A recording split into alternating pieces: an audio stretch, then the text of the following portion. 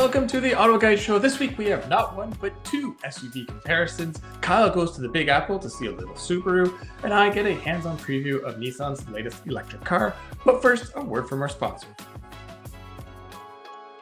Picture this.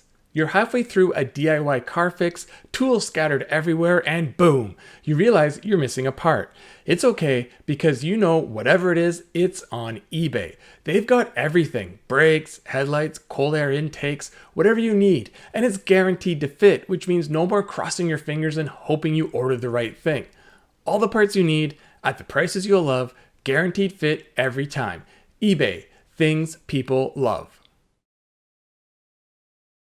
Okay, so starting things off is one of those SUV comparisons. This was more of a fun comparison where we got two legendary off-road names, the Toyota 4Runner and Jeep Wrangler, but very different versions in a quest to see which ones, well, you're trying to get more practical and I was just focused on being more cool. So we both win?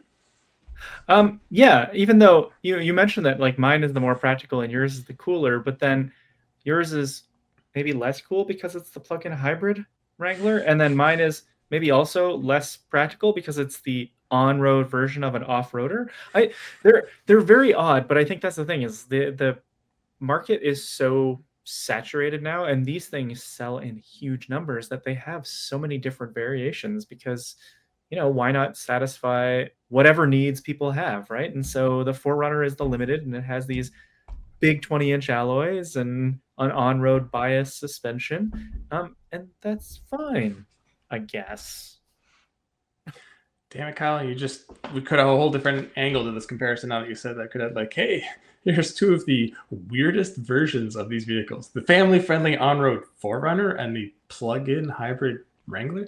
So yeah. I had the Willys 41, which is the coolest trim. It's true. Like anyone who is just listening, please do yourself a favor and look it up because it looks really cool. It's got the green paint that looks just like the original from World War II does. It's got the blue graphics like the one from World War II did. It's got alloy wheels that look exactly like the steel wheels, even painted green. It's very cool. It's not very cool as a plug-in hybrid. It's not overly efficient. It's powerful, but there's such a weird transition from electric to hybrid. The engine doesn't sound great when it's running. I mean, we'll talk about what I'm in later, but I'm in something that also has a turbo 2-liter 4-cylinder, and due to smoke and mirrors, they make it sound really good inside. It doesn't sound great outside, but inside it does. That's all I care about. So yeah. That was I only drove it briefly because, well, I mean, you're the one that was taking care of it for the week. But yeah, it's been a while since I've been in that, and the 4xe powertrain needs a lot of refinement. Like you said, it's powerful, but it's also barely more efficient. I guess the thing is if you own it, like all plugins, right, is like if you own this and only do your daily activities that are pretty short distance, cool, you can probably do them almost exclusively on electric, and then that makes a lot of sense, and it becomes this weirdly very efficient vehicle. It's just otherwise it just operates like a slightly less efficient regular hybrid. And meanwhile, we didn't get the hybrid 4Runner. We got the pure gas one to make this even weirder as a comparison. The limited can be had with both powertrains in the US, but only the non-hybrid in Canada. I really like it personally. The hybrid is more powerful, of course, and you get a slightly better fuel economy rating, but I feel like this one is more appropriate for what I want out of a 4Runner, which is like a little bit more simple and rugged, right?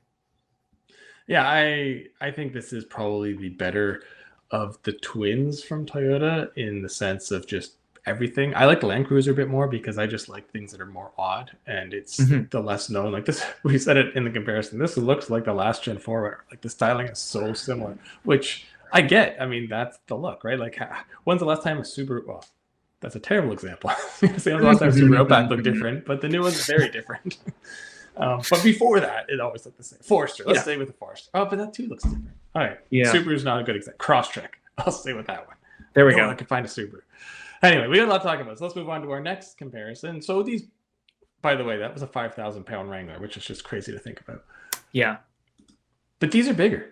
We had the Nissan Armada Platinum, against the Chevy Tahoe Z71. And you're sitting there thinking, wait, these trims don't match up either. What is wrong with you guys? Well, no, they don't. But price wise, in the US, they're within $1,000, which is crazy because this is like everything on the Armada. And this Tahoe is what, two, three more trims you can go up after this point? Yeah, I think the Premier can go above it if you option it correctly, and then the High Country is the top of the range, I think. But yeah, that's the point, right? Is they're pretty much the same price. They're essentially the same, really, when you're talking this much money. Yeah, and the reason we wanted to do this was we could have put a Pro 4X against the Z71, but there'd be such a price gap. And I mean, spoiler, the Armada is a good vehicle that it's kind of not much of a comparison at that point. Or we could have got the High Country and the Chevy would have been probably even more refined and plush inside. But again, the price gap is massive. So we wanted to see, for what an Armada fully loaded costs now, which kind of, in fairness, was the forgotten one of this body on frame. Like it was so out of date and sort of uncompetitive. They've really 180 this thing, and now it's right in there, and it's kind of doing the value play, which not like it didn't before. It's just you don't think of that in this segment. And I know it sounds weird calling like an $80,000 truck at the value play, but it is compared to the Wagoneer and the Expedition and the Sequoia and then this. Yeah, and I think the good thing here is like back before this generation, that was all the Armada had going for it, right? Was that it was a value play, and you accepted that you were going to get something that was a little less refined, just a little tight in terms of interior space, a little dated. This one, we were really impressed with by the Infiniti QX80 earlier this year, and this is the same essential vehicle, just the mainstream version, and it does a really good job of, for better or worse, targeting what the market wants these days from these big body on frames, which is a family vehicle first and foremost. And so to be in the Armada, that's one area where we both agreed it's the better car to be in, or SUV to be in. It's comfortable, it's spacious, there's a lot of amenities. It's just really friendly for passengers to drive. I think we both kind of prefer the Tahoe because it feels a little smaller. Yeah, it was just something ridiculous to think about. The Tahoe feels small. Yeah. But you brought up a good point about the Armada, how it feels like the mainstream QX80. Too many times you have luxury cars that share a platform with a mainstream car, and it's like, oh, this just feels like a slightly fancier whatever. Whereas this one, it feels the opposite. A lot of QX80 trickled down to this, and it's got that Land Rover box. Yeah, it feels very refined. It drives chunky and tippy. It's not much of a driver's vehicle, not like the Tahoe is, but you're right. The steering feels lighter. It feels more nimble. Part of that may be due to the off-road tires, but hey, like we said 2 weeks ago, there's a Nismo Armada coming, so maybe that will be the best one. I think that's going to ride like a stiff board is my prediction, but we'll see. Yeah. My thing about the Tahoe too that I want to clarify. We had the 6.2. 6.2? Yeah. Oh yeah. Chevy. Sounds fantastic. It sounds great, but that thing is thirsty. My pick, if you are in the market for a Tahoe, and I assume if you're looking at the Tahoe, it's because you tow regularly because it has an excellent suite of tow assists. The diesel. Yeah. The diesel engine is such a good secret weapon in that lineup because you get incredible fuel economy. And honestly, it sounds good too. So yeah, that would be my pick personally. On that note, I'll talk about that later about diesel Chevys. But yeah, that was the one takeaway that I wanted to say with this. Also, the Armada has an incredible sound system. Oh yeah, that's fantastic. And one of our commentators on the video is happy we point out how terrible the C-pillars in the Chevy because all those trucks have that. But to your diesel, you're right, and it is like the secret weapon, and it shouldn't be because everyone's gone turbo 6. Everyone has, and Toyota's gone hybrid, and Chevy's V8 sound good, but they just can't match the efficiency and power combo. It's not far off, but that diesel, yeah, it's like that should be what they're pushing. It should be just that's the engine you get, and then if you want to get a V8, okay, no cost, switch over. It shouldn't be like an extra cost. Like that's what they should be pushing these because you're the tow king, you're the efficiency king. I mean, maybe not against the hybrid Sequoia. That'd actually be a fun comparison. Maybe we should set up, but yeah. Maybe. Diesel's just become a bad word for a lot of people. In trucks, it shouldn't be. But anyway. No. Moving on to why you were away, which we'll talk about more later. You went to New York to see the Subaru. Uncharted. Yeah. Yeah. It's just like they're naming a car off of a an adjective that would be overused in a press release. Like I can't wait for the Subaru Dynamism or the Yeah. Subaru Game Changer. Yeah. The latest sporty vehicle from Subaru, the Subaru Dynamic. Yeah, look, we had a lot of talk about this at the event. The name, there were a lot of PlayStation jokes. Um, Oh, I didn't I think of that. I get that they're trying to evoke a certain feeling, right? And to be fair, in Subaru's defense, good on them for sticking to names. Uh, Regardless of what we think about it, it's better than an alphanumeric. So It could have been a busy fork, so you're correct. yeah, so this is good, Or and its twin, the it took 3 letters from a certain Toyota, C, H, and R, and then added to them to make Uncharted. It was really efficient, really. it's the So, unchr. I get it. yeah. Well, we think a really fun Easter egg would be if you drain the battery on this, maybe the display changes the name on the instrument cluster to uncharged. Um, I can't stop with the PlayStation thing. It's like Subaru totally missed an opportunity with this STI that could have made the Last of Us edition. yeah, yeah. It's a little unfortunate that I don't think I think the last Uncharted game was 8 years ago at this point, so we're a little late.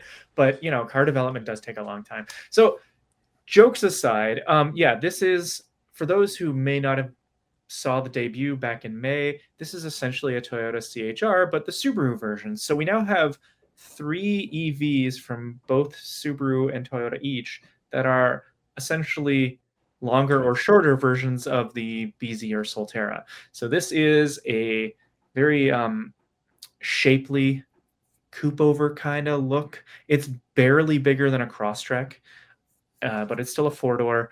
It is an EV. It has a dual motor version, just like the CHR. So 338 horsepower, 290-ish miles of range. So very competitive. But the big shock here is that Subaru, is going with a front drive model. There will be a single motor, 221 horsepower, and that means it'll be the first front drive Subaru that's been sold in North America in like 30 some odd years.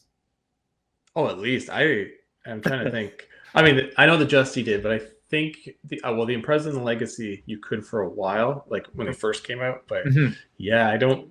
It was definitely the '90s when it stopped. But yeah, so two things you said there. Yeah, like this is the third Subaru EV who like had no EVs, and the first one was not very competitive, but they totally fixed that this year. Then they surprised with an Outback size EV. Now they bring out a Crosstrek, and a 338 horsepower Crosstrek size vehicle sounds pretty cool. Now, obviously, it's going to weigh as much as an Ascent, but yeah, it's because it's an EV. But you said it's probably the best looking Subaru in a while. I did say that. I haven't seen it in person. The back looks almost Urus like in the pictures. There's a lot of Porsche vibes to it with the variable width taillights. Yeah, it's definitely SUV coupe shaped or like slope back hatch raised up. It's got the Subaru schnoz of the EVs. They all sort of have that same 3-light thing, which in fairness I kind of like better than the Toyota. It's just like you said, there's 3 of them on 2 makes, and this is the most unflattering thing I can say, and I don't mean it as a dig, but this kind of reminds me of like GM in the 80s and 90s where every Buick and Olds kind of looked the same and they came in slightly different sizes and they were all twins. And it's sort of like, are you muddying the waters a bit much here? We talked about that too, a lot of us at this reveal, because like a lot of GM vibes from the 90s. But on the flip side, I mean, that's sort of what I feel like I've already mentioned this on a recent podcast, but that's sort of what we were promised with the EV future, right? Is like a skateboard design, and then you can put whatever different bodies that customers want on the same platform pretty easily. And so it's marketing speak from Toyota, or from Super. Sorry, you go first. First, Subaru. I think it's what we've also talked about on this podcast is I think the Koreans have just ruined it for everyone because they did the same thing, yet they have two brands that make very different looking vehicles, and each size looks different, which is more not cost effective. But I mean, technically the EV9 to the EV6 the EV5, the EV6, no, not the EV5, the EV4. That one's on the same platform, and like none of them look the same. Yeah. Technically, I mean, it's a modular platform, but no, I get what you're saying. Yeah, these have like almost identical faces, right? Like they have the exact same headlights, but then they have slightly different shapes to their tab, the light up grill and stuff.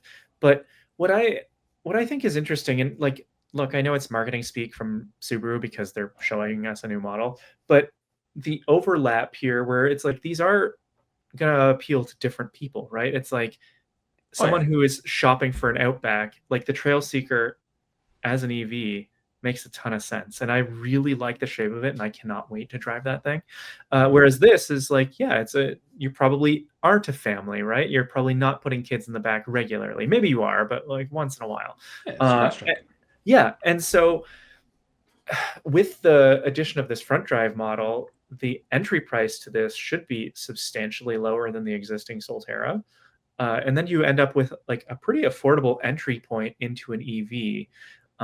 So I'm very curious if Subaru is actually, maybe just slightly ahead of the curve. I mean, they were with the Outback, right? Like they read the market way before anyone else. And I think if this is priced correctly and kind of positioned correctly in the market, it does have a big advantage over something like a Kona EV, which is roughly the same size, but has less power and less range. And auto drive option. And for Toyota, it makes total sense having the three sizes because they have like 63 SUVs on sale right now and about 103 models. So it just kind of blends in. But for Subaru, it's just crazy that I know this was planned for years, but the timing of here's three great new EVs while all we're hearing about is EV sales are slowing down, and it's not a big manufacturer to begin with. But you're right, maybe for them it works, but we'll have to see. I mean, I like them all. Every single one I've seen, like I can't wait to drive them all. I get to drive one of the three soon, but I won't get into too many details on that. This is the one I now want to drive the most. It was a Trail Seeker, but I want to rip around because this may finally give me my Crosstrek XT or Crosstrek WRX dream that I've had for 15 years. So So moving on to a different EV. We're already getting long on time, so I won't last long here. But I drove the EX90, which you drove a while ago now. Almost exactly a year ago. Yeah. And not much changed. Oh no. So if those who are watching can see, for those who are listening, I'll tell you, I said it's unfinished potential because that's what it is. It rides well. It has over 500 horsepower and like 600 something pound-feet of torque with a performance motor. It does 0 to 60 in like 4.5 seconds. Like ridiculous. But it's not a performance SUV despite those numbers. It has 295 millimeter wide rear tires and 265 front. They're staggered and it has a wicked looking stance because of that. It looks but good. It's not it's not a handler. It's meant for refinement and comfort. It's not like a squishy comfort. Like it's not the softest ride, but it's one of those just absorbs things and rebounds none. Comfort inside's great. Everyone's just quiet and comfy and enjoying themselves. Range is okay. I mean, it's just over 300 miles, which, this is something I've said a million times. Like, I would gladly take 200 horsepower off this thing and get an extra 100 miles. But I know that's not the way the math works. So, so I see why it has so much power because you're probably talking like take off 200 horsepower and you gain like 15 miles. So it's not really worth it. But the big issue when you drove it, not everything had been released yet. I think everything's been released, but some of it just isn't working. So quick summary of the issues I had. There's little things that aren't really software related where the turn signals don't turn off after moderate turns sometimes. You have to like physically knock them off.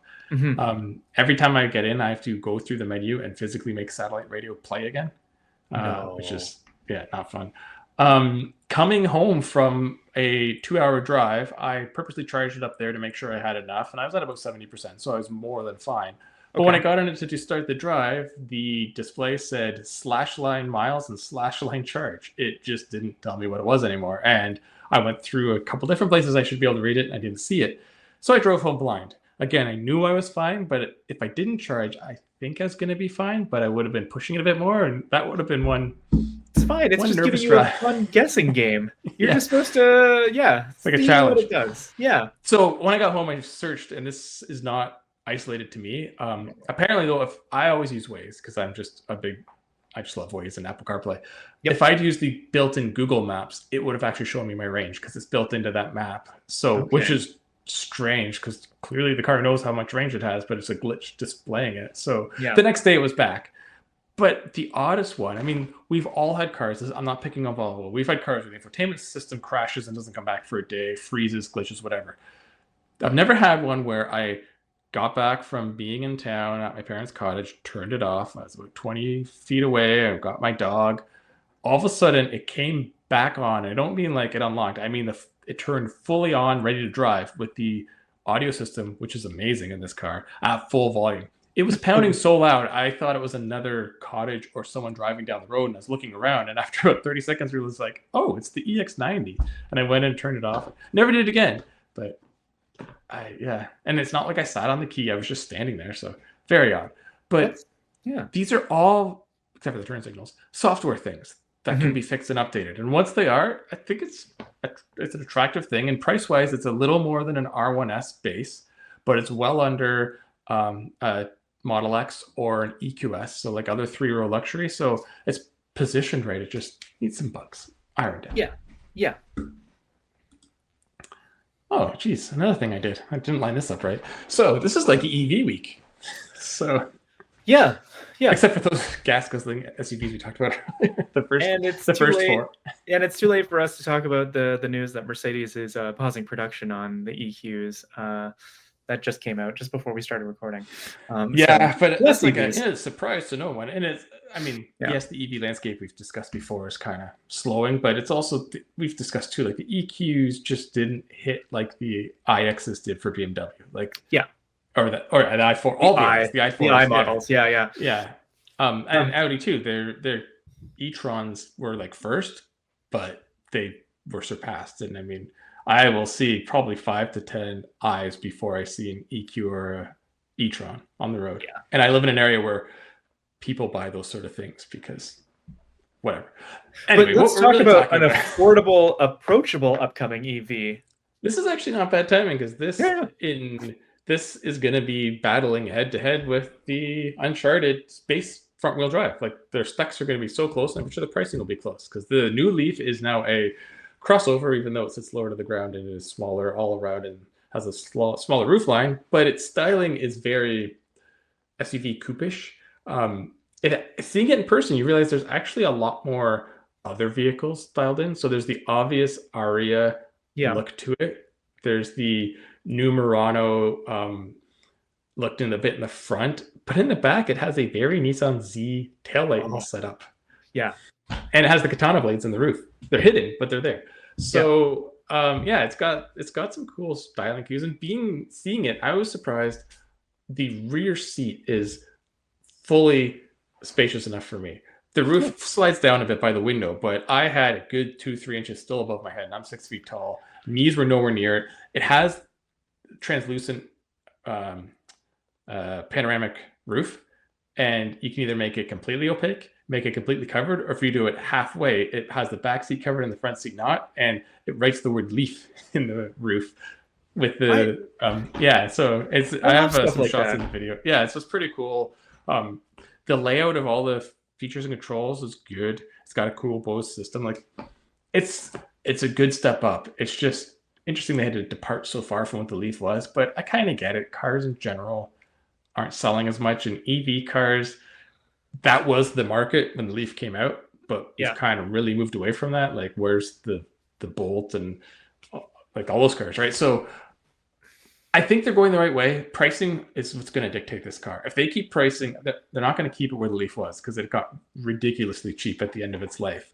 But if it's, like I said, right on, let's say the EV4, the entry of the Uncharted and the CHR, and it's playing in that, it's just all going to come down to drive and how it feels inside. So yeah, I think the shape for me, what it really reminds me of is the Tesla Model Y, which is, I mean, so I know the Y is a little bigger than this, but the shape in my mind is not accidental, right? Like the Y became one of the best-selling vehicles in the world, and it's an SUV, but really it's not. It's a It's a big car hatch. with a Yeah. stretched, yeah. And so this makes a ton of sense, and it's good to hear that it's spacious enough for you to fit in the back. Like, I know we all know Nissan is having not the easiest time right now, and so if this can be a win, if they can reestablish themselves as an affordable EV brand now that EVs are more mainstream, whereas the Leaf when it launched was very weird and quirky. Like, this is great. That's and people need this. People need an affordable, practical, spacious vehicle. So To your point, I think Nissan's going to become the sneaky manufacturer that is going to not like take over or anything, but really come back, because we were talking about, I think in Canada, I mean, this is Canada versus the US, but they're up 28% sales this year. And I think it's because the Armadas we just talked about so improved. The Pathfinder I've been talking about for years is so improved. mhm. The Murano, I don't know if it's improved necessarily, but it's fresh. And Yeah, then the Sentra, I mean, it came last in our comparison, but we said we still recommend it to people because it's just such a good value compact. So I think their product is finally kind of getting, it's fine. It's not the best, but it's getting its place in the market where it should be. And yeah. it makes sense. So, except for the Ultima, but you know what? Oops. There's not many of those cars left, so that's not a big deal for them. Where they need to be, Rogue, Murano, Pathfinder, they're doing well. Oh, I hope the Leaf does well. I really, like I said, I love to compare it to some of those other cars. And Yeah, to your Tesla point, yeah, the Model 3 and the Model Y are the same vehicle essentially. The Y crushes it in sales. So Nissan was probably like, well, we should make it more SUV looking, even though it's the same. yeah. All right, quickly. Oh, geez, I did all these stars. I had to put this in because Mitsubishi, everyone really bags on them and they think that they're not going to do anything. But you know what? Outlander's a great seller for them, and they have done two things that I think are huge steps forwards and things I've been hoping they would do. So first off, the PHEV, the battery increases. Cool. No official size, but it's 20 kilowatt hour now. Rumors will be 22.7. Doesn't sound like much, but if that's true, that will probably put their all electric range 40, 45 miles now. That's a Um, 10% improvement. That's solid. yeah, yeah. So that's good, and it might. They don't need to increase power. That thing already makes quite a bit of power. It makes Yeah. more power than people give it credit for. Yep. It's punchy. So yeah, that's good. You get a little more efficiency, and maybe you'll get better overall efficiency even when you're in hybrid mode. And the bigger news, even though the 26 PHEV gets the refresh this year, the 25 got it last year, but they're giving it a new engine. So that 2.5 that's been in the Outlander forever is Yep. going away. And it is going to have the 1.5 turbo out of the Eclipse Cross Oh. with a hybrid. And they haven't said how, that's all they said, hybridized. Now, it'll probably be mild hybrid. So it's not going to be, like crazy, but it makes more torque than the current engine. And it's down like 30 horsepower. But even if it's like a one of those starter generator motors that gives an extra like 10 horsepower and 30 pound-feet off of the line and helps you cruise with the engine off and improves your efficiency like 10% while giving you more power and refinement. I know the 1.5 isn't the world's best engine, but when we did it in the Eclipse Cross, it's a good little engine. Its problem was its transmission. So I'm just worried what. But if you're making a hybrid in the transmission, that means you probably have a different transmission. So here's hoping. Okay, so it's the 1.5. It's not the 1.5 from the Rogue. No. Okay, so it's the Well, Eclipse maybe. Crosses, Now that you say that, maybe they just but said a. and it's Maybe and it is it's the a 1.5 mild from the hybrid. Rogue. Yeah. So, yeah. I mean, I'd have to go back and read it. The way I read it was always from Mitsubishi, but you're right. The Rogue has a what? No, is the Rogue a 1.5 or is it 1.6? It's a 1.5 1.5. triple. Yeah. Did they say it's a 4-cylinder or 3-cylinder? They they definitely didn't say it was a 3, but now I gotta go back. I'm just gonna find the article because now you got me interested in exactly. I never thought it was the Rogue, and the Rogue doesn't have a mild hybrid, so that would be. No, so that's why I'm confused. I'm like, this sounds like either a really costly development for an engine in a vehicle that is ancient, or it's a development getting ahead of Nissan, who would be donating the engine. So I'm just fascinated. I don't know what the deal is, but I mean, a new base engine is interesting. I It's not really, even a base engine. I mean, it's like every Outlander but the PHEV is gonna have it. But okay, Nissan's also getting away from this PHEV because they have their own coming out like in a yeah. year. So that's Well, even all right. So Talk amongst efficient. yourself. I'm pulling up the Uh, press release right I now. so I will say though, like, so while you're doing this, I really appreciate the current Outlander, and I have suggested to so many people because look, we both agree that the Rogue is one of the better compact SUVs out there, but there are some. Okay, so I am Yep, 100% right. Okay, you had me really worried that I wrote this whole article wrong, but it says the company's 1.5 liter turbocharged 16 valve 4-cylinder gas unit will be combined with a gotcha. hybridized system, Okay, okay, and they're not saying how. good. That's what I'm saying. If it's the 1.5, which is a decent engine, super let down by its transmission in the Eclipse and doesn't quite make enough power, but you have to have a new transmission if you're gonna essentially they're gonna just shove a big starter motor in the transmission is my guess. So Mhm.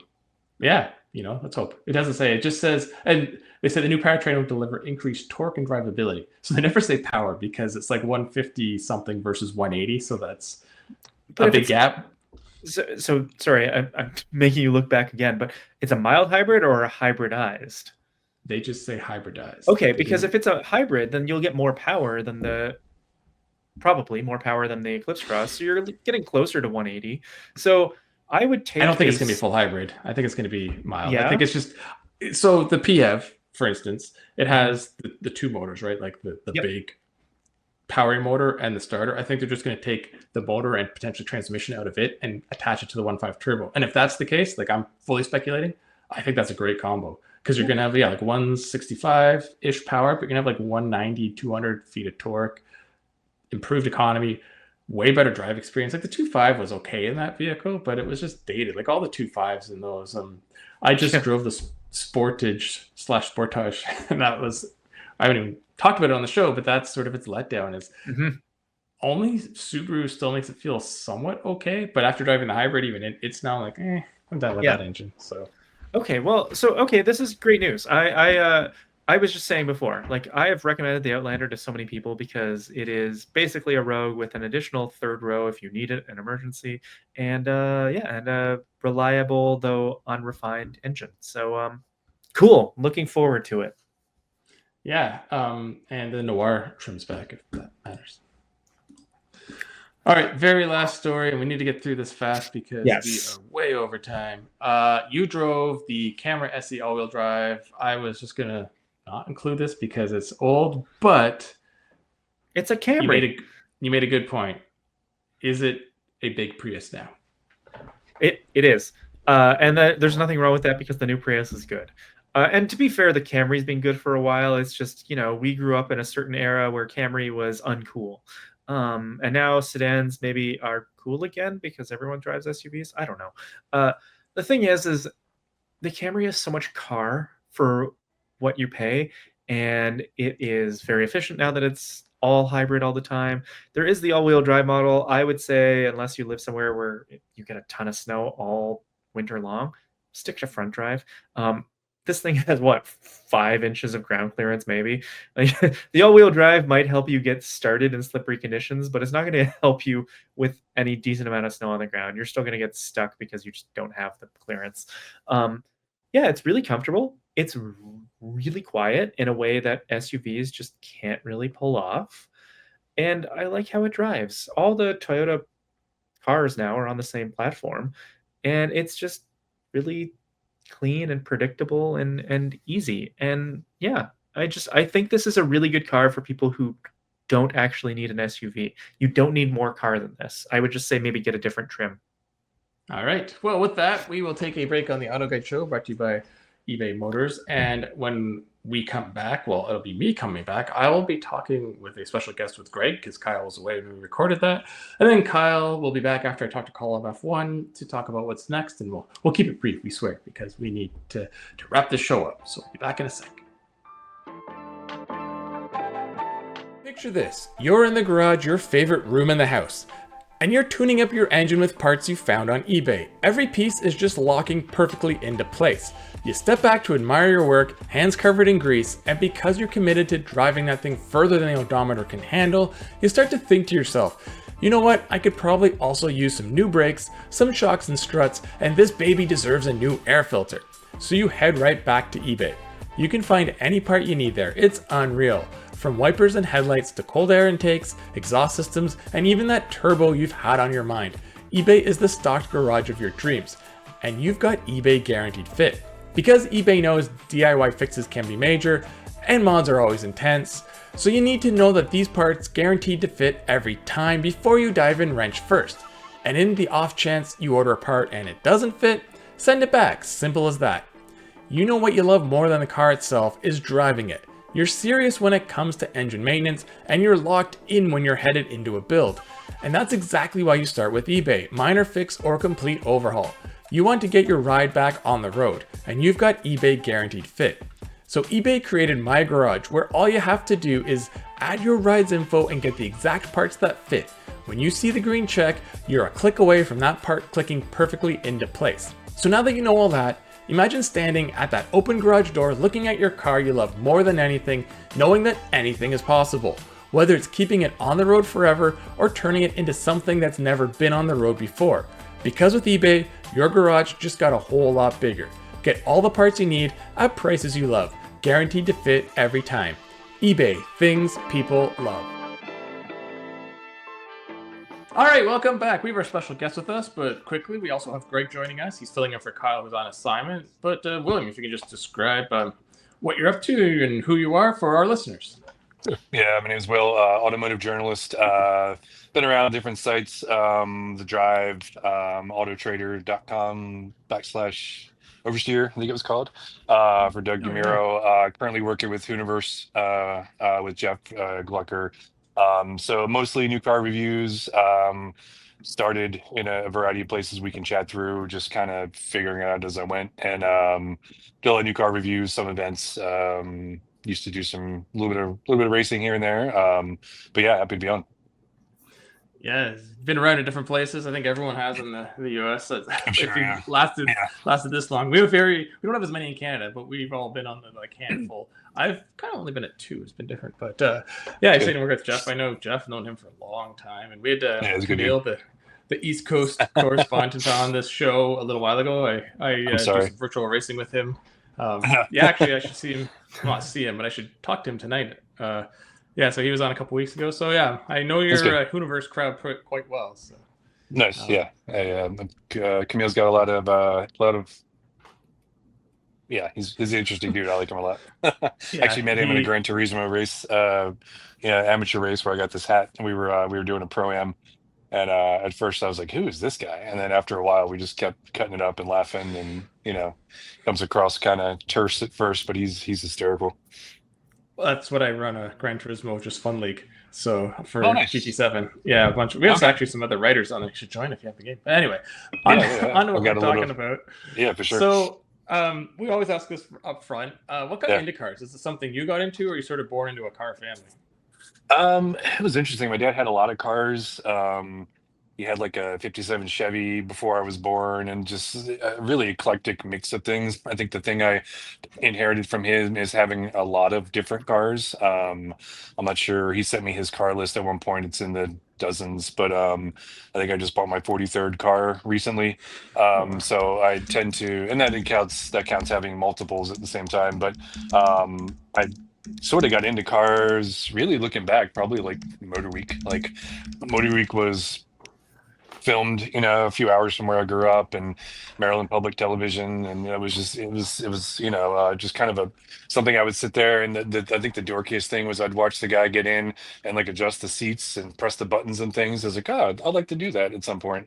So it's kind of funny, but really I was into airplanes first, kind of like that Top Gun era, and then at some point it was like, I'm probably not going to fly planes, but I could drive cars. And so I got my license when I was 16 on the day. I think there might have been a named tropical storm that day, and I was the only one out there that went out and tried to parallel park in the rain. And literally, I think I had my dad drive home because it was such a terrible weather day, and my nerves were so shot.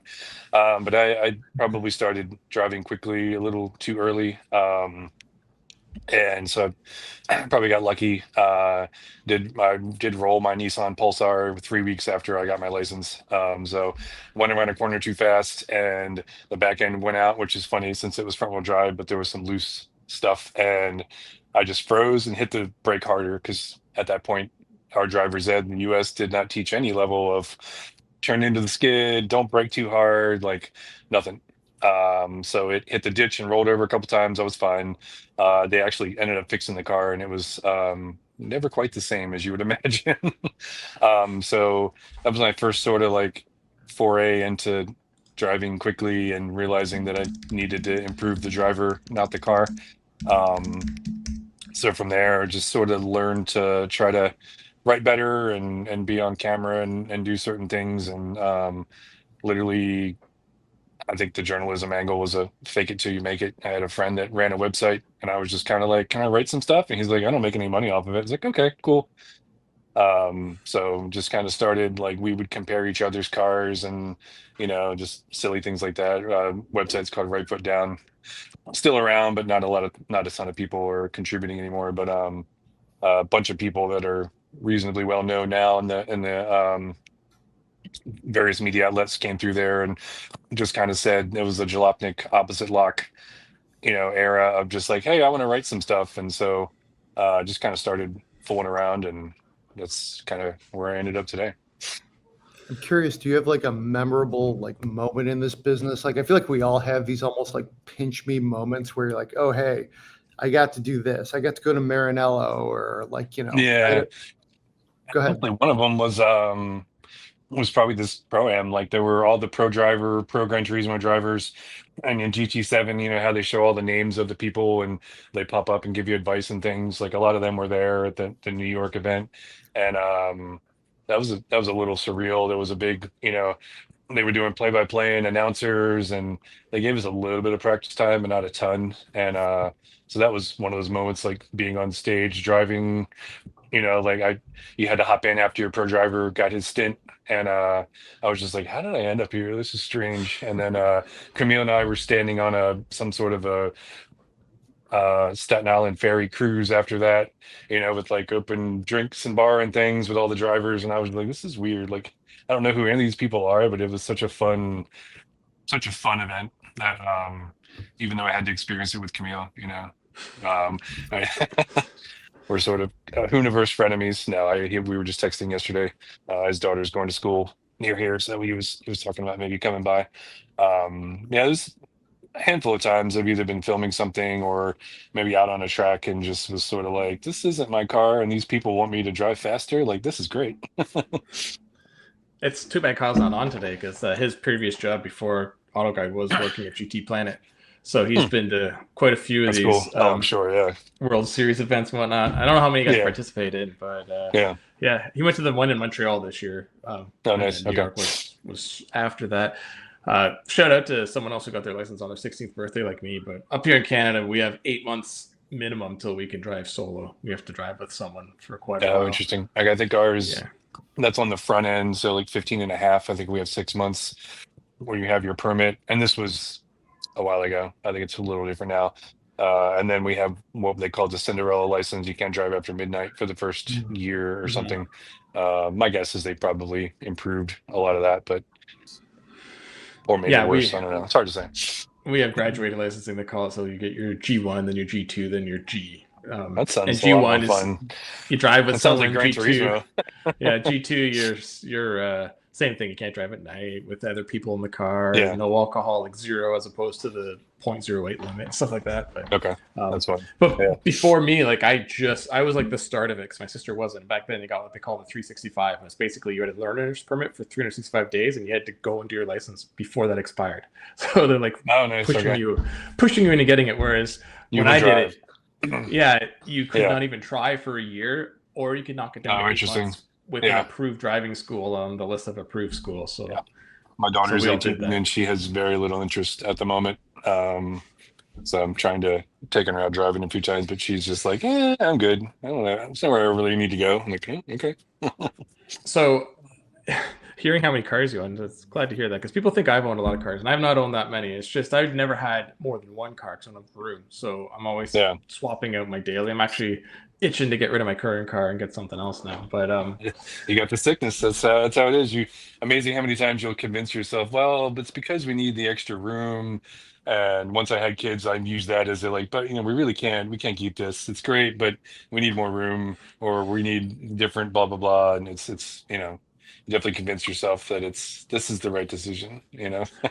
in fairness, when I got mine, I was like, I got to keep this 10 years because it was in such great shape, and I got it from my brother-in-law and whatnot. And I Yeah. remember my friend who runs the repair shop I go at, he's like, you'll get rid of it in 2. And I was like, no way. So I'm almost at 4 years. But the reason is, I mean, through this podcast, we've put a bunch of new parts on. So it's kind of at its peak of what I could probably get for it because it's so many new Yeah. parts. And my son's complaining because he's too small to sit in front. Even like in Canada, you have to wait till you're certain weight, certain age, certain height. Yeah. So he keeps complaining whenever he gets on my Genesis coupe because there's no center armrest. He doesn't mind that it's a coupe, but he wants a center armrest, and he's starting to get sick of the coupe shape. Yeah. So maybe it's time to get a big old 4-door of something. So There we go. we'll see. I was just plugging my phone in just in case. Yeah, my daughter was in the back of the 2-door Jeep the other day and was like, wow, so much room. And I was like, it's not that bad. There's a mint Oldsmobile Aurora not far from me that I could probably trade up, like straight up sell my car and buy it for the same money. Solid. But That's solid. hard to convince the family that's a practical car to buy. I want this Yeah. 30-year-old spaceship that looks like an old Oh, man's it's car. such a cool looking car, though. Yeah. Yeah. I feel like in high school we drove to Montreal in an Aurora with a bunch of friends from Michigan. That's my like Oldsmobile awesome. primary memory. And like a blizzard seemed like a thing to do in spring break. Yeah. Things you did back then. You probably don't necessarily do that anymore. Yeah. I'm trying to think of a spring break where it snowed as well, but I live a little further south. Yeah. One day I'll have to tell the whole story about my dad on spring break. Well, yeah, teachers call it spring break, like back in the 60s. Like, you think Yeah. we did crazy things. It was like 4 guys piled into a Volvo and drove to Florida on a whim. And this is, in the 60s. We didn't have the amazing highway system. And, they Right. also took a draft dodger back to Alabama with them on the way that was up in Canada. Awesome. And hung out in his small town for a night. And And probably did the whole thing with printed, or not printed maps, but just, the road atlas, oh, for sure. Yeah. Or like Yeah. just like memory. And yeah, it was different times. But Yeah. so of all those cars you owned, we always Yeah. ask, well, we usually ask what's your favorite. We can get to that in a second, but I want to Okay. know, what's the one you no longer have that you wish you never sold, that you're like, damn, why did I get rid of that car? Yeah, I don't know if there's like a never sold. There's some like interesting ones. There's points at which I look back and realize within the last 5 years, maybe, that the car I really want right now is the car that I owned 2 years ago or something. And because of just because of the sort of craziness going on in my head with regard to like what's next and what I want, and all through this, it's been sort of, I'm gonna just keep trying all kinds of different cars until I end up with something that I kind of really like, or I think I'm fooling myself with that. So I don't think I have a specific one.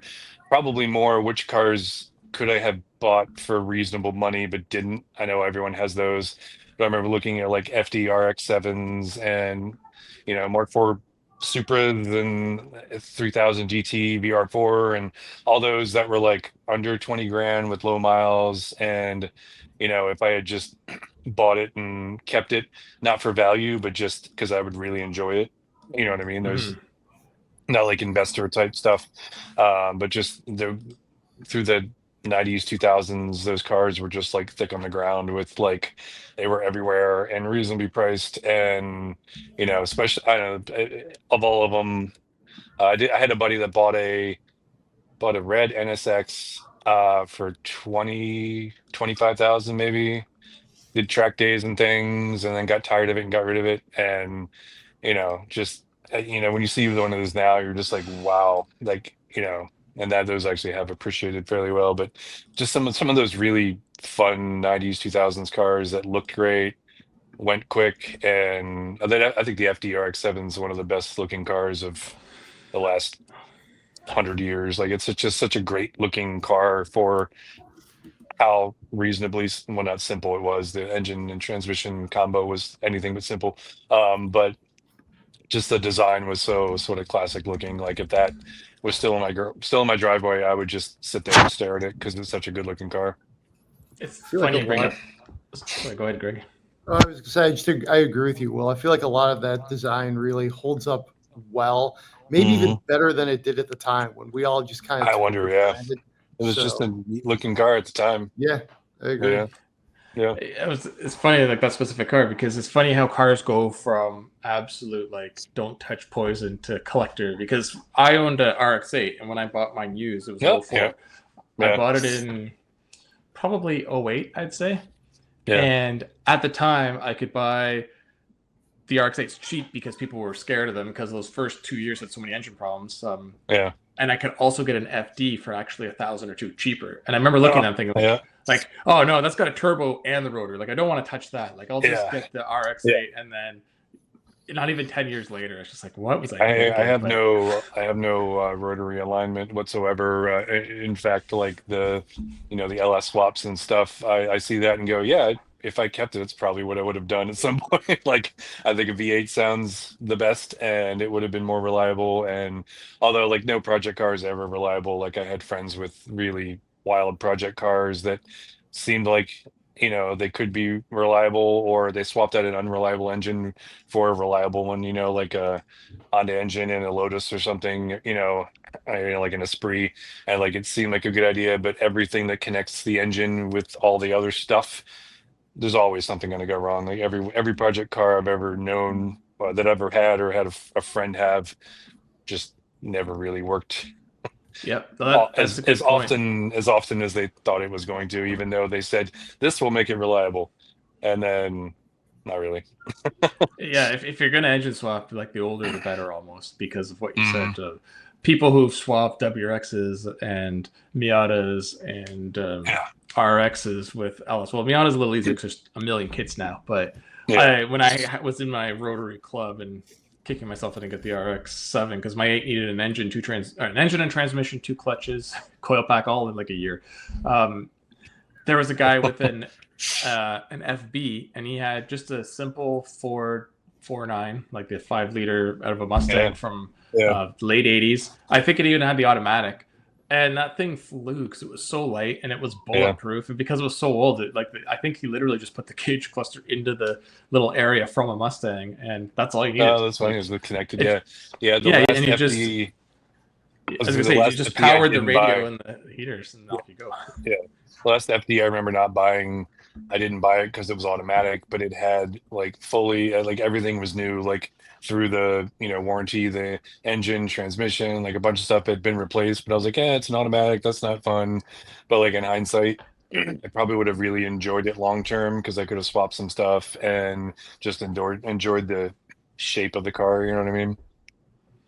Yeah, Mazda Canada has an FD that they used to lend out every once in a while, about 10 years ago, and I got to drive it, and that's really cool. So it's in mint condition because they have Mazda engineers and mechanics, and it's one of those cars. Like, there's 90s cars I've driven and 80s cars that I was like, it's cool, but like, I'm sure it was super cool at the time, but by now it's like whatever. That one it could go on sale right now. It had the right power to chassis to like the Miata. It just had the formula nailed, and the turbo noises it made with that sequential turbos it was awesome. That's awesome, man. Yeah. So okay, we talked about what you had and didn't have. What is one car you do want reasonably? I mean, we could all say McLaren F1, but what's a reasonable car you're looking at? Reasonable is relative.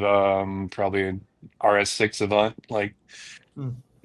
That's something I've had as a press loaner, and it's a 6-figure car. So reasonable is relative, obviously. But every time I see one, drive one, I'm just like, the closest I've owned was a Stelvio Quadrifoglio, which I loved absolutely. It was, made great noises, a lot of fun. I found it for like 20 grand off at a dealer down in Charlotte, and it had been sitting there for 2 years. And so kind of like made him an offer and flew down and drove it home, and kept it for a while, but then just kept having those moments of like, what if somebody runs into it? The value goes down even further. what if I need tires, like all the like things that I should have been thinking about before I bought it. But it was a really, I mean, haul the kids around, like it was super fast. That was one of my favorites that I've owned. But from like the what would you like to own? I don't know. I have some nostalgia on older cars, but I don't have the patience to really maintain them properly. I'd love to have a gated Ferrari or something sometime, but like I'm not going to really spend the time to keep it where it needs to be at this Mhm. point. So I looked at the kind of 5 years or not 5 years old and newer as you lose some passion and interest in fun noises and things, but you can I'm at the point where I'm not necessarily going to have two, three, four, like cars where I can have you know, multiple fun cars and stuff. Right now I've got a WRX and a Wrangler. And my fiance has an Ascent. So I think the Ascent and the WRX have the same engine, which is kind of funny. But it's just so that's kind of my version of like a variety of 7 passenger fun manual off-roader. But I don't know. I'm so schizophrenic when it comes to cars that um I have no idea what I know generally I like sort of I would love to have a Mustang wagon. Like I want to doesn't have to be manual, just give me a Mustang style with a V8, that is a reasonable approximation of what a wagon might look like, with a okay back seat. Doesn't have to be huge. I've got 3 kids, but 2 of them are 18 and 21. So, they're doing college stuff and they're not always, so I don't really have to haul a lot of people around, but, um, you know, I guess I have still a bit of a legacy, you know, manual wagon would be amazing. V8 wagon, non-manual would be maybe even better at this point. Like, tore my Achilles at one point, and so I couldn't drive manual. And so now I kind of had that like, am I really at the point in my life where I have to plan around potential injuries? I was like, this is not what I expected as I got older, but it's one of those things where the WRX is a manual, but the other two cars we have are automatic. So I kind of figure, if I did get injured again, um, there are options.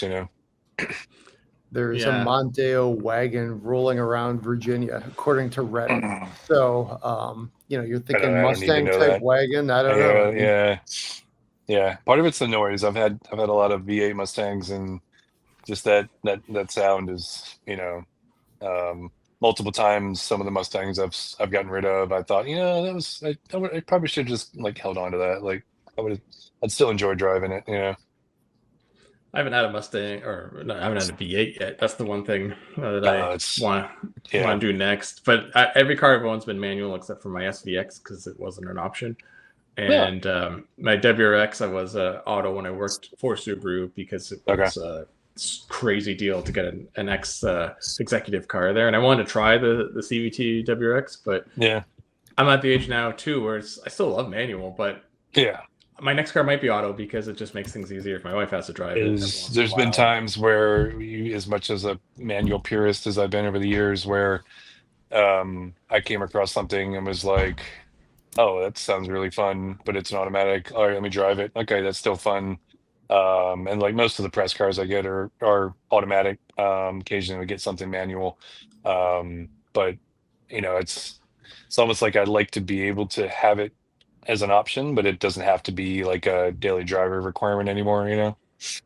Yeah, I'd get a manual fun car with daily driver. Yeah. And how you're saying you want a little bit of everything. I noticed that too. Yeah. The cars that I love now are cars that do many things. Like I love the CT5 Blackwing because Oh, it's could be a luxury car. It could be it's got a yes. manual. It could be but So there's right now yeah. this Oh, week I'm so driving good.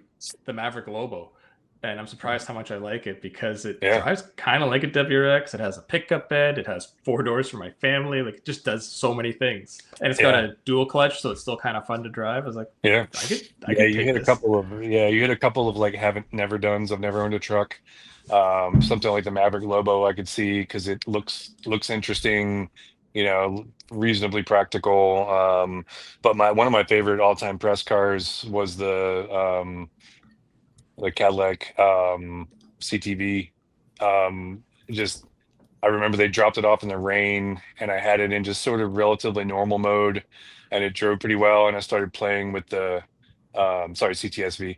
I started playing around with the settings a little bit, and literally at a stoplight, my neighbor, he had a ATS at the time, and he pulled up, and I sort of pulled away from the light a little quicker than I expected, and just the rear tires were just, you know, and the sort of duality of that car was like old guy Cadillac to doing donuts in a parking lot. It was, that's still, yeah, that's still pretty high on my list of something like that where I can have I'm also at the point now where if a car has massaging seats, I'm just sort of like, oh, I need this in my life. Like 100%. Put the seat heaters on, and yeah, it's everything like you need.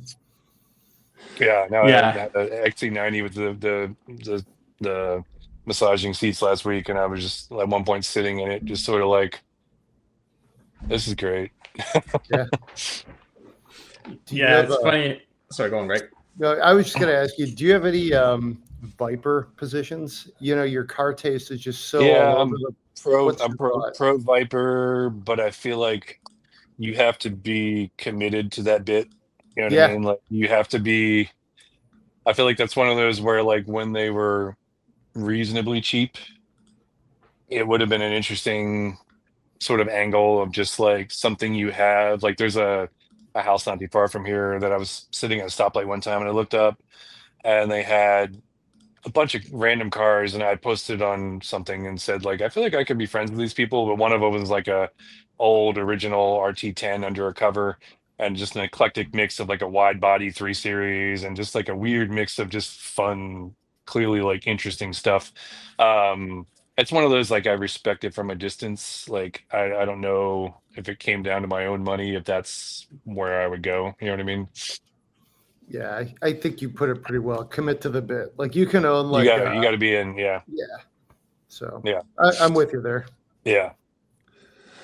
Yeah, it's like I've always wanted, maybe one day I'll own a Corvette, but it's also, I'm not at the point where I can commit to researching the exact model and getting all the right trim Yeah, codes all the and Corvettes. bits. Yeah, the Corvettes I've driven are great, but it's never hit a point where the price, like, I might actually look at like a Supra over a Corvette for like just for the price per 2-seat factor. You know what I mean? Mm-hmm. Yeah, C4s are getting pretty reasonable here, but the later ones, which are the ones to get, weren't. And then now those have just taken off because everything's taken off. Yeah, everything's just gotten wacky. Yeah. Yeah, it's just the regular weird cars that are still somewhat affordable because no one wants to touch them. So good thing I like those weird, boring cars too. But Yeah, 100%. Like I said, I don't have room for a whole fleet. I wish I did. I'd have the most bizarre garage. If I had like a little warehouse of 15 cars, you'd have we have 4 stuff. cars out front right now, and I feel like our neighbors are already kind of like, what are you guys doing? Like there's the WRXs in the driveway, and then the Jeep, the Ascent, and what do I have this week? CX-30 are lined up in front of it, like just bumper to bumper. Like the WRX is blocked in. Like it's funny. Like you get those weird questions from your neighbors, like, so what do you do exactly? Oh yeah, I had that when we first moved. We've been here like 15 years, so pretty much everyone knows. New neighbors will ask after maybe a month or two. They finally decide to ask. But I coach my son's baseball team, and the first month of coaching, anyone that's never been on his team before is always like, "So why do you have a different car every week?" Yeah, it's like, yeah, I have to explain it. But I am at the point now where I start just making up stories. Like, oh, I get bored of them, so just buy a new one every week. I live near DC. My favorite guess by a neighbor was, "Do you work for like the EPA doing like emissions testing or something?" I was like, "That's a really clever, creative, idea." I was like, "No, I don't."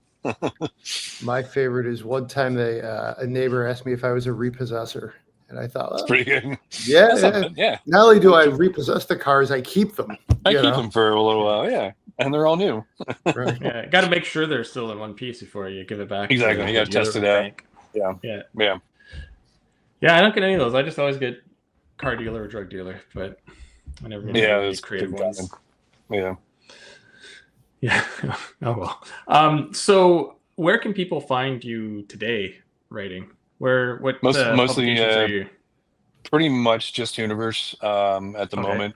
Um, I'm still technically an editor on rightfootdown.com. And so honestly, like if people see this and they want to contribute to something and do kind of like I did and a bunch of other William Clavey, who's Canadian, there's a bunch of people that were on the drive, like people who I sort of like came across an opposite lock, and we were not really making any money off the site, and just kind of like, hey, if you want to write something, go ahead. Like minimal editorial oversight. Like I don't necessarily recommend people like give their stuff away for free, but if you've never written before and you want to just kind of like build a portfolio, like I've given some people author logins on Right Foot Down just to kind of screw around, and but Hooniverse is mostly where I am now. It was at Auto Trader quite a while. The Drive for a little bit. One article on Jalopnik randomly, and that was it. Must have not been that great. But yeah. Very cool. Yeah, it seems a lot of people have written for Jalopnik, Auto Trader, 100%. our site. Yeah. A lot of one-offs here, but Yeah. all right. Well, it's been great talking to you. Yeah, you too. You've made me want to get the bug to go buy some more cars, which is never. Yeah, I do that. Yeah, I'm not a good influence when it comes to that. Yeah, I mean, it was starting already, and probably after this, I'll start searching random cars, and Can't hurt to I'll buy research. something old and dumb that isn't reliable, because that's sort of what I like to do. Make sure you write about it. Yeah. Exactly. Yeah. Maybe I'll make it a business expense. Yeah. I'll say, I have to buy this for work. Exactly. But anyway, it was great having you on. We'll gladly have you on thanks. again sometime, and have a good rest of your summer. And people We should have Camille and I both on at some point. That would probably be entertaining. Yeah, I'll just sit back and let you guys go at it. Yeah. All right. Well, thanks a lot. Thanks, Mike. Thanks, Greg. Take care.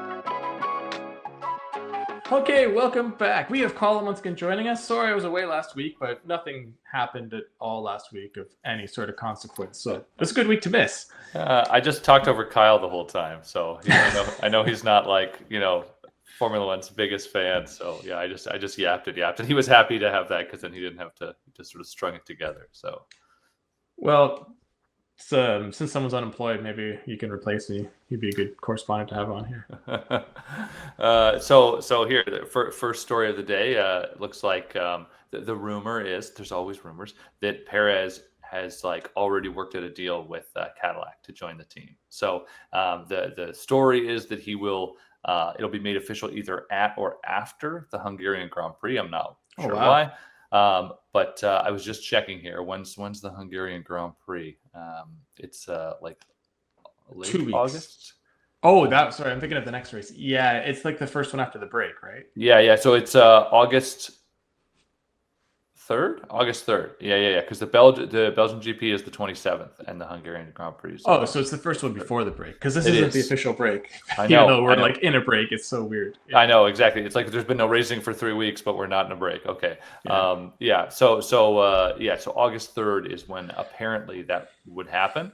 And I guess it's got something to do again with his backer, the Mexican businessman Carlos Slim. So I guess he's involved in the deal, and we'll see if it actually happens, right?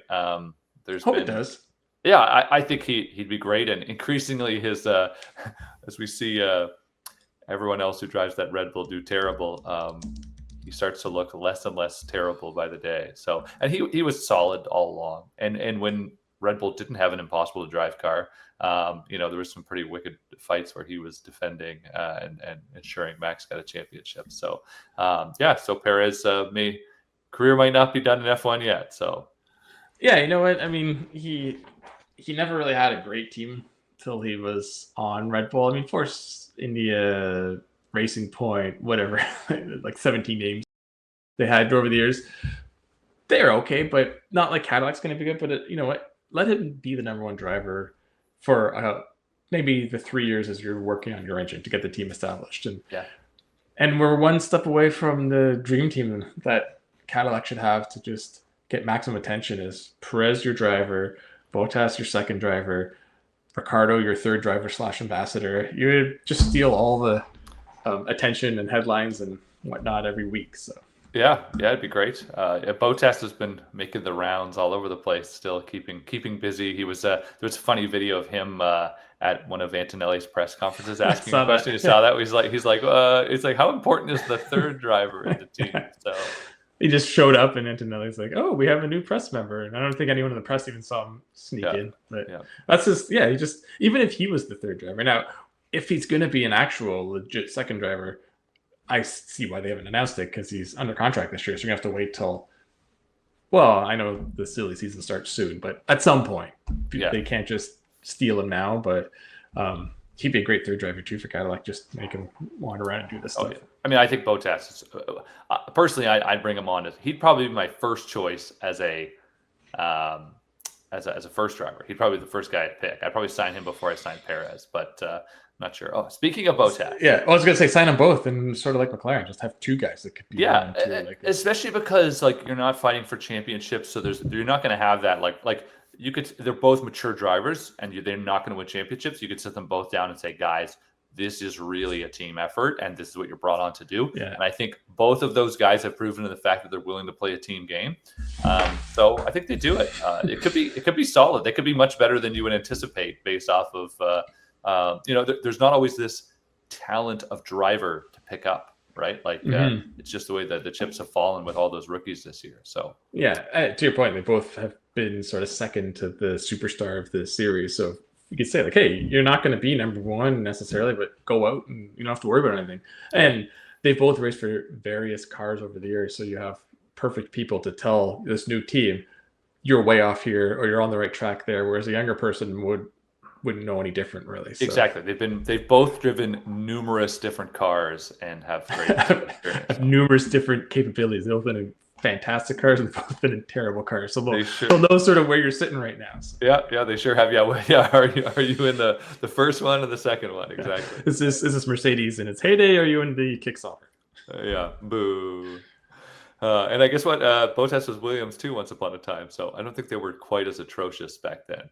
They weren't, but they weren't great. But that was back with Massa and stuff like that. Oh yeah, so. Perez was Sauber and bad McLaren too, so he's been around. Yeah, wow. So speaking of Bottas, this is just a funny thing I saw from the Red Flag podcast. Is this story? Bottas was on it, and he was a sniper in the Finnish military. He wasn't like not active duty per se, I guess, but I just thought that was an interesting little tidbit that he did reserves for. I guess Finland has conscription, so if you're over 18, you got to join the military. So he did 6 months of that, and they said he had a very good shot. If you don't, you should watch this afterwards. It's a good thing where the guy says like, "So do you have any like special skills?" And he kind of leans forward and he goes, "Well, I could kill you right now."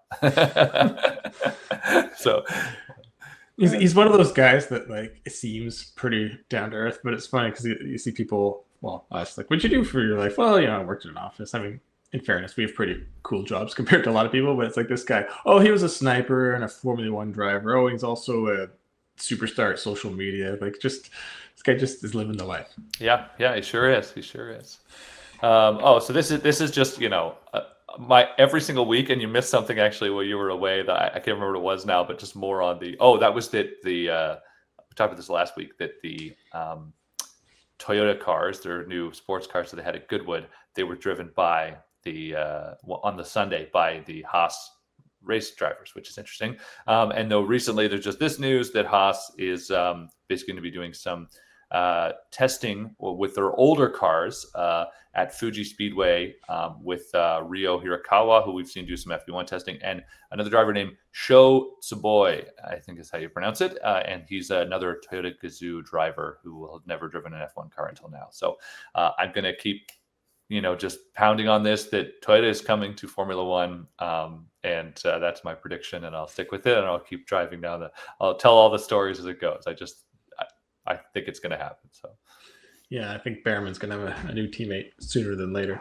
But I mean, it's funny though, because when this partnership started, this is sort of what they said they were going to do. Was Haas was going to kind of lean on Toyota GR's team management capabilities, and Toyota was going to kind of lean on Haas's name and marketing, and it's kind of what they're doing. But I agree with you. I think this is just and inroads for Toyota. I think they also want to kind of see how the new car comes out and all the new competitors, and then it's going to be the new Le Mans where you're going to have all these brands fighting head to head. It should be exciting. Yeah, there's a story. I've seen repeated stories that people are trying to buy the Haas F1 team, and Gene Haas is not interested in selling. So there's two things there. One, he first of all, he just says, I'm not interested in selling, period. I don't need no reason. One of the reasons is believed that, well, the marketing that this does for Haas Automation and selling, automation machines, et cetera, is tremendous and is worth every penny that he puts into the Formula One team. That's one thing. The second is that maybe there's already a deal with Toyota and he can't do that, right? So, or he's exactly, yeah, there's already a buyer and they've already figured it out. So, speaking of Formula One team buyers, you got the next slide. Boom, Alpine. So this is interesting. You would do you remember our old friend Otmar Safnauer who was canned? So apparently he is looking to buy the Alpine team. So not just come back as team principal, but he apparently has put together a consortium of investors who is looking to buy F1, and apparently an offer on the team for $1.2 billion was made either last week or this week. I don't have the specifics. And it was flatly rejected. Renault says the Alpine team is not for sale. But even this week, Renault's most recent stock, their basically financials came out. They're doing terrible. The stock price dropped a whole lot. So they're bleeding money. And it's increasingly likely that they will need to sell off the team to basically make ends meet. And I think they don't like the idea of Safnauer buying it because, the way that he left.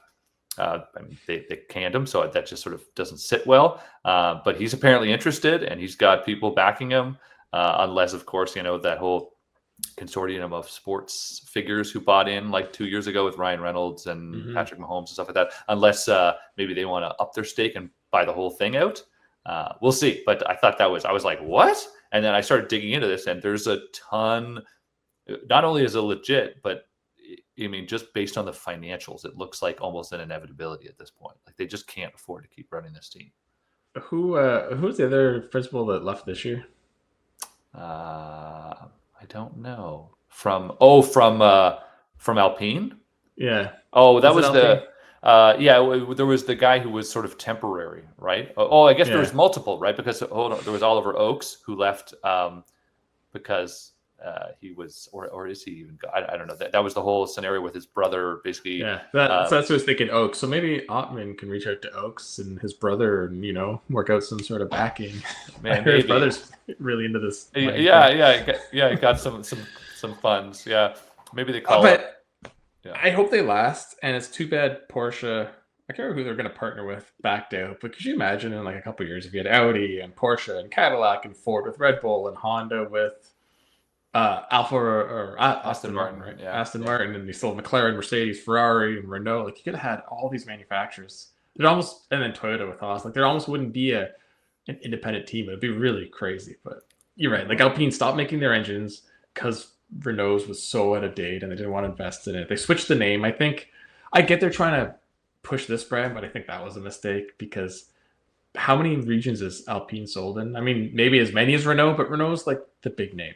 Yeah, so few, and even to the point where I think I said this on the podcast before, is that I was in France a year ago, and I could count on one hand the number of Alpines I saw. There were not many. I was so shocked that they're just very rare. So it's a strange setup. I hope that they, I hope they stick around. But maybe somebody buys it. But I guess if somebody buys them out and totally does it, then they're not going to be called Alpine anymore. So. Yeah. In fairness, I could see the argument with GM saying, why are they using Cadillac? It's not sold in every region. It's the smaller one. And, Chevy's better known, but it's the prestige thing. Although I could see the Corvette F1 team being a marketing thing. That would actually be kind of cool. But Cadillac makes sense because they're trying to get into more markets and raise them up. And everyone thinks of luxury in F1 is so European, which is kind of old school. Cadillac has a big name in North America and in other markets that aren't Europe, which, hey, surprise, surprise, the same markets F1's really starting to expand into. So, yeah, the Middle East with GM and Cadillac and Buick. Exactly. So they know what they're doing. Yeah, they do. I think it's a great combo. So we'll see what happens. That's it. The end of the show. Yeah. All right. Well, thanks for joining us. We will be back next week, and it'll be, well, the racing won't have started when we record, but it will have happened. Oh no, wait, we got one more week off still.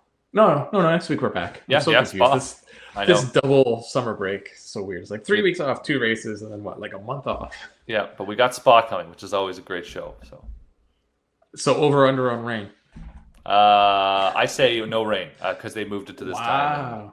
No rain. That's my prediction. All right. Well, they moved the 24-hour Nürburgring away to get rid of fog, so it doesn't always work. But we'll see. It doesn't. It does. I think the first year they moved this Spa race, it still rained. So anything could happen. I think it just rains all the time there. Probably. All right. Well, thanks for joining us, and we'll talk to you next week. Sounds great. Take care. All right, that just about ends the Auto Guide show brought to you by eBay Motors. So this week, well, we discussed, Kyle, you were in New York looking at the Uncharted Subaru. Yes. I have been here. I went and saw the Leaf, and I've been driving the Maverick Lobo, and I don't want to get into it now, but I love it. So I figured. We'll talk more about that. Next week, I will be going to Germany to look at some BMWs. You will be around, and what are you driving next week? I won't be around most of next week, actually. I'm going on vacation. So this week I'm driving the Cadillac Optic, and I was so looking forward to it because a small EV is my jam. It has a blue leather interior. That's all I'll really talk about, and that is awesome. Next week, while I am on vacation, I'm going out to the East Coast because that is a gorgeous part of the country. I am going to be in, since we mentioned it earlier, a diesel Chevy pickup. Awesome. Not the SUV, but a Silverado High Country with the diesel and Super Cruise, which feels like such an excellent vacation road trip car. So I'm looking forward to that one. When in Cape Breton, do Cape Breton, right? Yeah, exactly. So next week when I get back, I will be in the Subaru WRX TS because that's me, and I just love those cars. So I haven't driven the TS yet, so I need to because I need to drive them all. And then I guess you won't be on next week. We will probably have Greg fill in, and then we will see you in a week after that. So until then, have a good week, everyone, and I'll talk to you next week. So long, everybody. Picture this.